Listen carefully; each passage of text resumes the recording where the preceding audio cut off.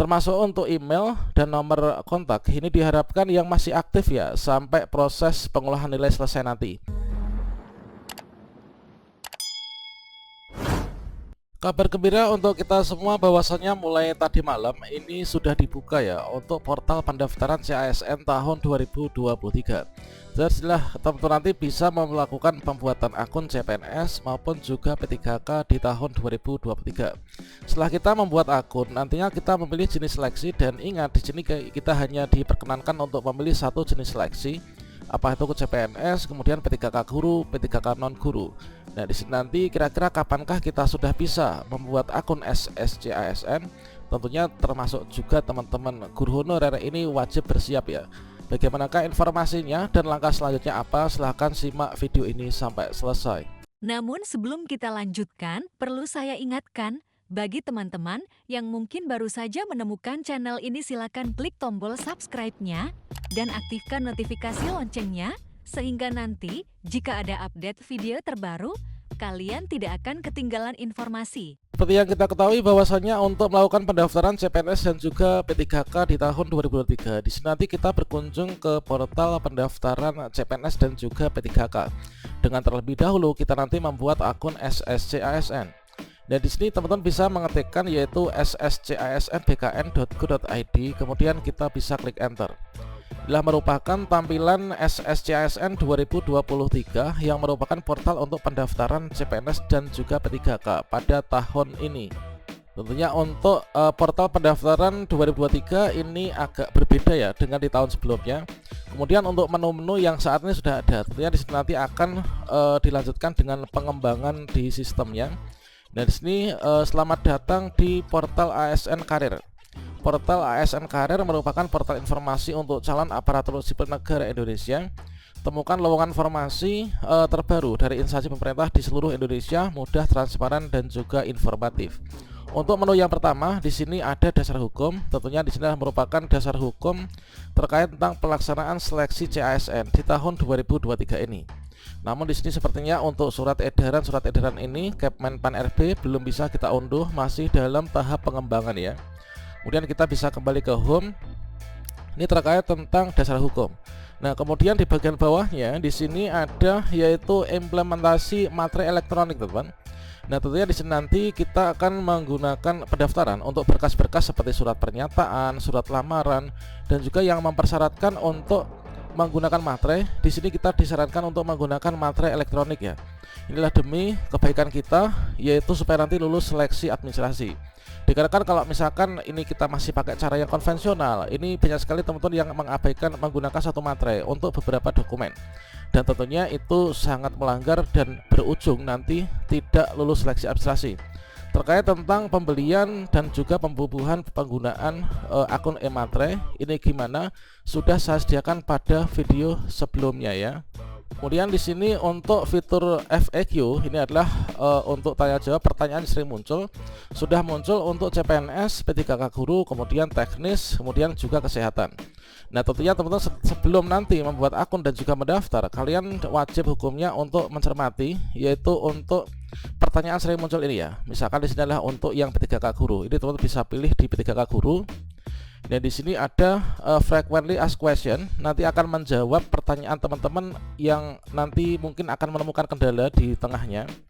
Nah, selanjutnya di sini terkait tentang ini yang pertama akun, kemudian untuk di sini ada contoh kasus, kemudian juga ada dokumen, kemudian di sini ada login, masa sanggah, dan seterusnya. Kemudian untuk CPNS dan juga gitu. Kemudian di sini dasar hukum yang tadi, helpdesk ini pusat bantuan jika teman-teman nanti ada kendala. Dan selanjutnya di sini nanti untuk kita itu mendaftar tentunya membuat akun SSCASN terlebih dahulu. Nah, di sini kita bisa klik di sini ya, di bagian menu dropdown ini. Kemudian di sini adalah halaman tombol untuk masuk dan juga membuat akun. Pertama-tama nanti kita membuat akun dulu. Setelah kita membuat akun, kita login, barulah memilih jenis seleksi. Terkait tentang cara membuat akun bagaimana sudah kita sediakan pada kartu video ini ya. Nah, sekarang kita cek untuk di link pembuatan akunnya. Nah, di sini kita bisa klik di sini yaitu pembuatan akun. Dan untuk pembuatan akun di sini kita klik buat akun dan pastikan di sini kita untuk kamera depannya ini nyala, teman-teman ya. Nah, kamera depan nyala, ini kita pakai laptop. kamera depan nyala. Sehingga mengapa demikian? Dikarenakan nanti untuk di bagian langkah kedua setelah pengecekan identitas, nanti kita akan foto selfie itu langsung live ya, langsung live seperti yang ada pada tutorial yang kita berikan di kartu video ini. Nah, di bagian ini pada saat pembuatan akun ini kita isikan data-data yang diminta. Nah, di sini ada notifikasi penting yang perlu dicermati bersama terkait tentang penggunaan data pribadi. Jadi di sini ada yang berbeda dengan tahun sebelumnya. Untuk penggunaan nick dan juga data pribadi orang lain untuk mendaftar di akun SSCASN itu merupakan tindak kejahatan dan akan mendapatkan hukuman ya. Jadi pastikan teman-teman ketika mendaftar memakai akunnya sendiri, memakai data pribadinya sendiri. Jadi jangan sampai salah ya milik orang lain.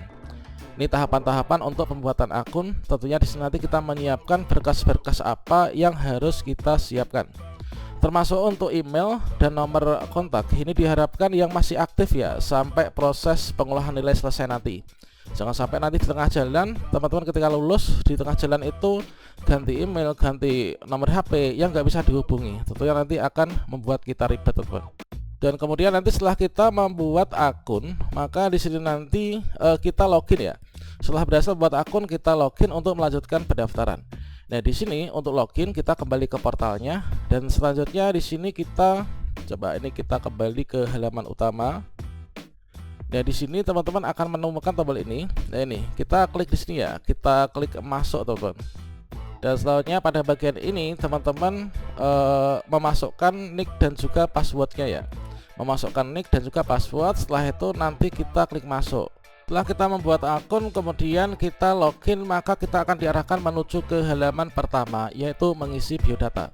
Di bagian mengisi biodata ini teman-teman isikan seluruh data pribadinya, disesuaikan data yang ada pada Dukcapil dan juga data di ijazah ya. Kemudian setelah kita di sini mengisi seluruh biodata, maka teman-teman diklik di halaman selanjutnya, kita akan diarahkan menuju ke halaman jenis seleksi. Dan di halaman memilih jenis seleksi inilah nanti teman-teman yang akan menentukan sebagai portal kita itu ingin mendaftar apa. Apakah kita mendaftar P3K teknis, P3K guru, P3K kesehatan maupun juga mendaftar CPNS ya.